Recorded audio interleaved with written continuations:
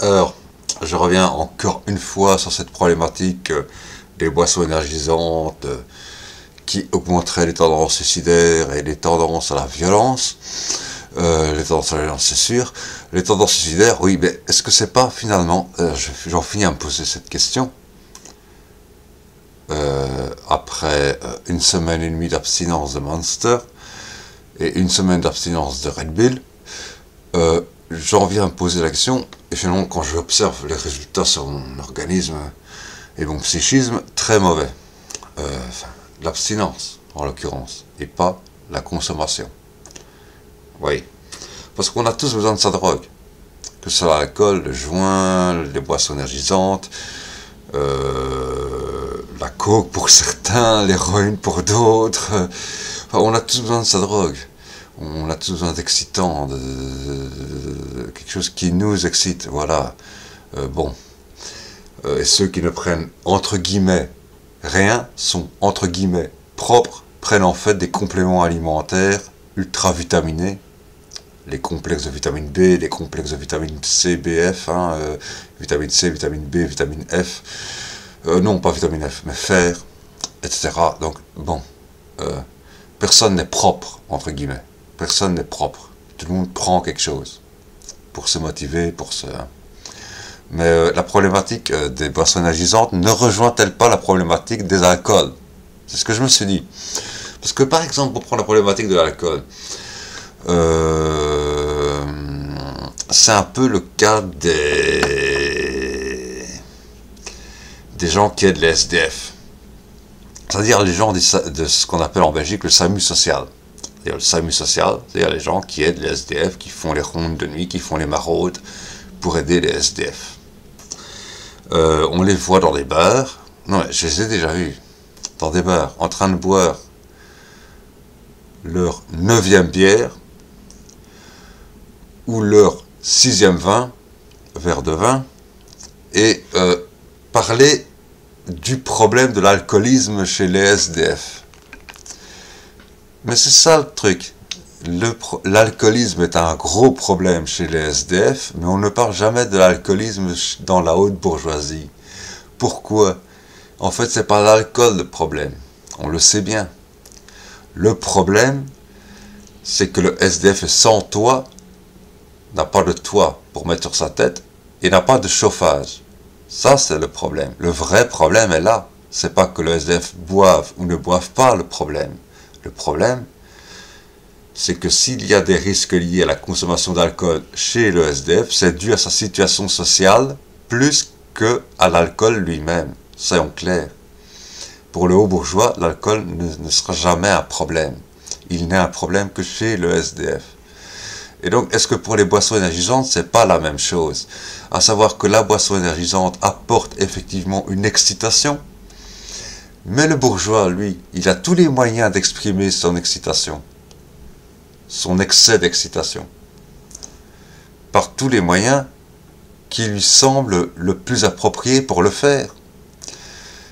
Il a les boîtes de nuit, accès aux boîtes de nuit, accès au casino, les voyages à gogo, quand il veut, comme il veut, il prend l'avion, voilà.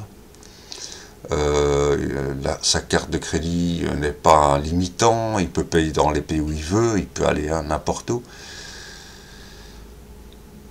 Il a les femmes, etc., etc., etc. Il a des employés sur qui gueuler quand il a envie de passer ses nerfs. C'est un peu le cas de Georges-Louis Boucher. Georges-Louis Boucher, on sait qu'il a consommé et qu'il consomme encore des boissons énergisantes. Il a d'ailleurs été sponsorisé par une marque de boissons énergisantes, la Rockstar.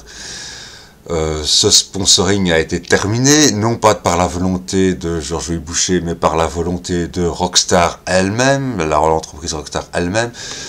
Bon, bah oui, mais finalement, tout ça... Et pourtant, Georges-Louis Boucher n'a jamais eu de problème de conscience, de doute,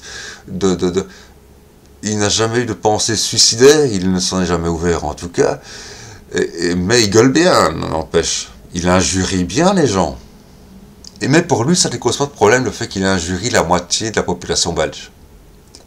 Georges-Louis Boucher, le candidat de droite, le président de la droite libérale francophone, le fait qu'il injurie la moitié de la population belge, ça ne cause pas problème. Qu'ils disent la population normale, non bourgeoise, doit être esclave des bourgeois ou doit crever, doit accepter d'être esclave des bourgeois ou doit crever, carrément crever. Il le dit évidemment pas comme ça parce qu'il n'a pas un langage marxiste, donc le bourgeois, c'est un mot qu'il ne connaît pas, mais il dit volontiers que la population belge a à se mettre au service de la nation ou doit crever. La nation étant quoi? Eh bien, c'est la population qui est possédée par les bourgeois. Les bourgeois qui possèdent une population, ça forme un État-nation à l'heure actuelle, depuis le capitalisme, depuis l'avènement du capitalisme et la Révolution française. Tandis que le paumé, lorsqu'il boit une boisson excitante, qu'est-ce qu'il a pour exprimer son excitation? Pas grand-chose. Mais il en a besoin néanmoins pour se sentir bien, pour se sentir un peu plus à l'aise, comme tout le monde a besoin de drogue pour se sentir à l'aise. Et lorsqu'il est excité, le paumé n'a pas les moyens d'exprimer son excitation, alors que le bourgeois a tous les moyens d'exprimer son excitation, et donc ne risque pas d'être sujet à des pensées noires, entre guillemets, des pensées suicidaires, etc., etc., etc., etc., etc., etc. Donc la problématique des boissons énergisantes ne provient-elle pas finalement d'un statut social? Et alors on dit que c'est la jeunesse qui est le plus atteinte. C'est vrai que la jeunesse est la plus atteinte par ses pensées suicidaires, ses tentations suicidaires, etc. Mais par un fait tout simple, et qu'elle soit jeunesse de prolo ou jeunesse de bourgeoisie, là, en l'occurrence, les deux. Et pourquoi? Parce que les deux sont à égalité. Depuis les années 69 a sonné le glas d'une époque. C'est que jusque dans les années 65 à 69,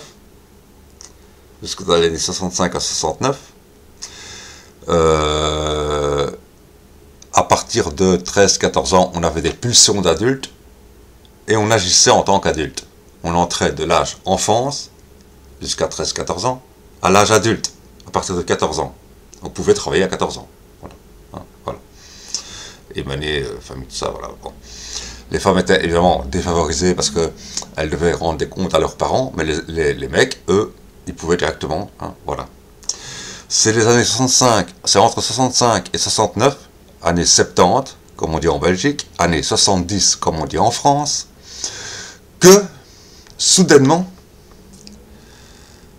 est apparue la période de l'adolescence, une période où on a des pulsions d'adultes, mais où on est considéré tant par ses parents que par la loi comme des enfants. C'est-à-dire des êtres asexués, alors qu'on a déjà des pulsions d'adultes. C'est peut-être pour ça que finalement, chez les jeunes adolescents, et là on parle de jeunes adolescents de moins de 16 ans et de entre 18 et 16 ans, il y a plus de tentatives, pas de tentatives, c'est pas des tentatives de suicide, c'est des pensées suicidaires. Il y a plus de pensées suicidaires chez les consommateurs de boissons énergisantes que chez les autres. Parce que justement, on n'a pas non plus, quand on est adolescent, l'occasion d'exprimer son trop-plein d'excitation. C'est comme le paumé. L'adulte paumé n'a pas l'occasion d'exprimer son trop-plein d'excitation. Mais l'adulte bourgeois, lui, a toutes les possibilités d'exprimer son trop-plein d'excitation.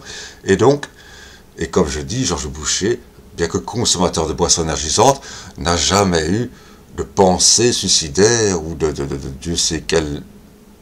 Voilà. Bah oui. Parce que sa rage, il la passe sur les autres, dans les médias. Il jouit toute la journée de se voir dans les médias, de parler à la radio, de parler à la télévision. Pourquoi vous croyez qu'il n'a pas accepté de poste de ministre? Mais pour pouvoir continuer à faire le clown dans les médias.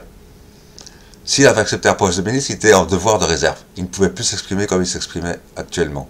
C'est-à-dire tous les jours à la radio ou à la télévision. Donc il n'a jamais accepté de poste parce qu'il voulait continuer à faire son cinéma. Un cinéma malsain qui injurie la moitié de la Belgique, qui est nauséabond, et de facto, ça passe pour normal parce que lui peut. Là, le capitalisme, c'est ça. Plus j'ai de capitaux, plus je suis bourgeois, plus j'ai de droits et de pouvoir. Un paumé qui gueule sur quelqu'un d'autre, on dit c'est un taré. Un bourgeois qui gueule sur quelqu'un d'autre, on dit « Ah, c'est le patron ». Ou « Ah, c'est le chef de parti ». Voilà.